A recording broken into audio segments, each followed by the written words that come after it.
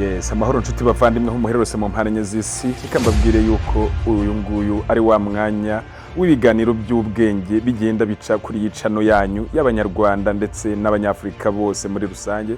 Reka mbere yo gutangira mbanze mbibutse gukora subscribe ndetse ukore no kukazogera, ndetse iyi nkuru rwose wanayisangiza n'abantu bakwegereye. Ndagira ngo nkwibutse no kuri iyi nkuru kuba wayisangiza abantu babiri b'inshuti zawe magara. Hari impamvu buri wese aba ameze uko ameze nizituma akora ibyo akora. Muri buno buzima tubamo hari impamvu abantu bahora bibaza ku bandi bantu, ndetse ugasanga iteka bahora bibaza bati ese kuki uyu nguyu ameze gutya, kuki uriya ameze kuriya. Hari impamvu buri wese aba ameze uko ameze nizituma akora ibyo akora. Mbere yo gutunga mugenzi wawe urutoki, banza urebe ko izo ngizo enye zikureba nibura zisukuye. Hari impamvu buri wese rero aba ameze nk'uko ameze nizituma akora ibyo akora. Mu by'ukuri mbere yo gutunga mugenzi wawe urutoki nibyo nababwiraga, jya ubanza urebe ko izo ngizo zikureba enye zisukuye ku buryo uvuga uti ngiye kugucira urubanza. Iyi si dutuyemo bamwe muri twe bata umwanya bibaza kuri bagenzi babo. Bamwe bati runaka ngo akora kuriya, abandi bati runaka avuga kuriya. Kuki bimeze gutya? Kuki? Ese kubera iki bimeze gutyo? Mbere yuko dukomeza, reka mbahereza agakuru dushobora gutekerezaho. Umwana yakuze akunda gukina umupira cyane. Ku myaka y'ine ibikinisho bye byari umupira w'amaguru gusa, ifirimbi n'ibindi. Mama we yarazi icyo umwana wakunda kurusha ibindi byose. Buri munsi nyuma yo gufungura mu gitondo nta kindi bakoraga kitari ugukina umupira. Umwana na nyina buri gitondo no ku mugoroba bakoraga imyitozo mu rugo. Umwana akura akunda umupira w'amaguru kurusha ikindi kintu icyo ari cyo cyose mu buzima bwe cyanezeza umuntu. Umwana amaze gutangira amashuri abanza, n'ubundi icyo yakundaga nticyahindutse. Mama we yaramuherekezaga ku kibuga akamushyigikira, akamufana, ariko umwana agahora ari umusimbura mu kibuga, ndetse akenshi na kenshi umukino warangiraga adakinnye na rimwe. Ariko ntacike intege buri munsi kubera yuko ibyo yakundaga byari ibyo ngibyo. Imyitozo akayikora, mu cyumba cye wasangaga hamanitse amafoto y'abakinnyi babiciye bigacika, ariko umwana ntacike intege. Umwana yageze mu mashuri yisumbuye, n'ubundi inyota yo gukina umupira ntiyakama. Mu myitozo akitabira, akagera ku kibuga ari uwa mbere, ariko agashyirwa mu basimbura. Igihe cyose habaga umupira, mama we ntiyasibaga kuza gufana umwana we w'umuhungu. Nubwo umukino washoboraga kurangira umuhungu we adakinnye na rimwe, ariko nyina yahoraga avuga ati mwana wanjye uri umukinnyi mwiza, ukunda umupira, humura igihe kizagera nawe ube rutahizamu mwiza, abandi bajye bababanza mu basimbura, wowe uri mu kibuga iminota 90 ndetse n'iyindi y'inyongera. Ubwo hari amafaranga yasabwaga gutanga n'abakinnyi b'ikipe, umwana yahamagaraga mama we agahita yohereza nta no gushidikanya. Kandi mama we atinuba kuko yashyigikiraga icyo umwana we yakundaga. Ikintu cyose kijyanye n'umupira umwana we yahamagaraga, maze mama we akakimuha kuko yabaga azi ko ari umunezero w'umwana we, ndetse agomba gushyigikira indoto z'umwana we. Igitondo kimwe cyo kuwa gatatu, abakinnyi bari mu myitozo, umwana ahamagarwa byihutirwa kuri telefone, amenyeshwa inkuru ko mama we yitabye Imana. Mu marira menshi umwana yarababaye cyane, ararira amarira yanga gukama. Ababazwa nuko abuze umufana we wa mbere ndetse w'umwihariko, wamubaga inyuma muri byose, nubwo yabaga yicaye ku gatebe ka benshi. Umwana mbere yuko ataha yegereye umutoza wabo aramubwira ati napfushije umubyeyi wanjye, ubu aka kanya ndatashye, ntago nzabasha gukomeza gukora imyitozo ya nyuma. maze aramwihanganisha, amubwira ko bazamwihanganira igihe cyose azamara yagiye gutabara. Umusore yaherekejwe n'abagenzi be ngo bamukomeze. Uwo munsi yari kuwa gatatu. Kuwa gatanu mbere y'uko umukino utangira, umusore yaragarutse, abantu bose birabatungura. Bose batangira kujujura bati yambaye ijezi aje gukina. Abana b'ubu nta muco bagira ye, bavuga amagambo menshi, amacandwe arabarenga, bacika ururondogoro. Benshi babibonyemo disipurine nkeya, abandi babibona nko kudaha mama w'agaciro. Umukino umaze akanya utangiye, wa mwana yegereye umutoza amusaba ko yakina muri aya magambo. Umwana ati ndabizi ko mutanyizera, ariko uyu munsi ndabigusabye mutoza wanjye mwiza, unyemerere nkine. Umutoza yibaza byinshi niba ataza gutuma batsindwa, akomeza kwemera nk'utabyumvise.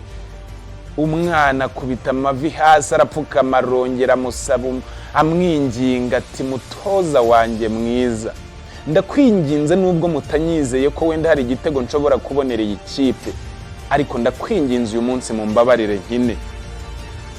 Umutoza yemerera umwana kujya mu kibuga gukina, ariko nanone anashidikanya avuga ati ubusa umuntu uhora kuri benshi no mu myitozo ntabwo aba afitinga cyane, ubundi ubungubu bagiye mu kibuga ari buze kugira icyo akora. Umwana ageze mu kibuga yakoze ibitangaza, atsinda igitego cya mbere n'icya kabiri ndetse n'icya gatatu. Benshi bibaza ibiyobyabwenge yafashe birabayobera. Umwana yarakinnye, umutoza arumirwa. Bwari ubwa mbere agiye mu kibuga, ariko uwo munsi yanditse amateka. Abafana bamunyanyagiza amafaranga menshi, abandi bamusezeranya kuzamufasha ndetse no kuzakomeza kugaruka kumufana. Umutoza yibazaho imbaraga uwo mwana yazikuye biramuyobera. Abakinnyi batashye umwana bamusingiza ndetse abandi bamuterura, izina rye riba izina rye ku mbuga ndetse no ku nkuta, ahantu hose abantu bagiye banyura bamufana. Asigara yicaye mu kibuga wenyine, aramwegera amubaza icyamuteye gukina cyane. Aramusubiza ati mu buzima bwanjye papa niwe wamfanaga akanshyigikira, ariko ntiyabashije kureba aho nkina kuko yari afite ubumuga bwo kutabona. Uyu munsi nakinnye kuko nizera ko mama aho ari mu ijuru arimo andeba bwa mbere nkina, ndetse ndi mu bakinnyi ba mbere babanje mu kibuga. Umutoza akibyumva yibaza agahinda yari kuba ateye uwo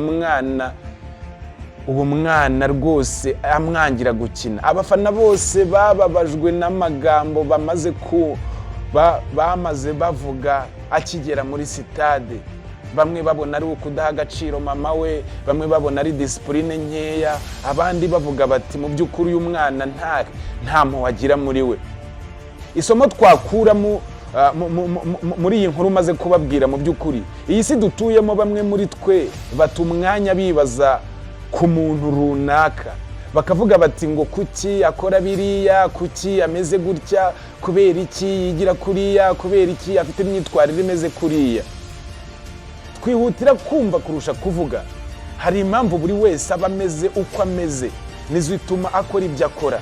Mbere yo gutunga mugenzi wawe urutoki, nibyo nahereyeho, jya ubanza urebe mu by'ukuri nimba ikiganza cyawe gitunganye ku buryo ushobora gucira mugenzi wawe urubanza. Akenshi usanga abantu benshi bakunda gufata umwanya bagatekereza ku bantu, bagatekereza ku bintu akenshi bitanabareba. Ariko mu by'ukuri ntimukajye mutekereza ku muntu cyangwa ngo mumucire urubanza, jya ubanza wirebeho wowe ubwawe. Niyo mpamvu usanga abakire bakomeza gukira kuko babaho nk'abakene, naho abakene nabo bagakomeza gukena kuko bakomeza kwibwira yuko bashobora kubaho nk'abakire. Iki kiganiro njya kugitegura ni kimwe mu biganiro namazeho umwanya nandika, nsubiramo, nongera nsoma, niga, nsoma ibitabo byinshi. Mu by'ukuri icyo ukunda ugomba kugikunda n'umutima wawe wose, kandi icyo ukora ukagikora n'umutima wawe wose, utitaye ngo bariya, ngo bano, ngo baravuga ngo iki, ngo abanyamuryango.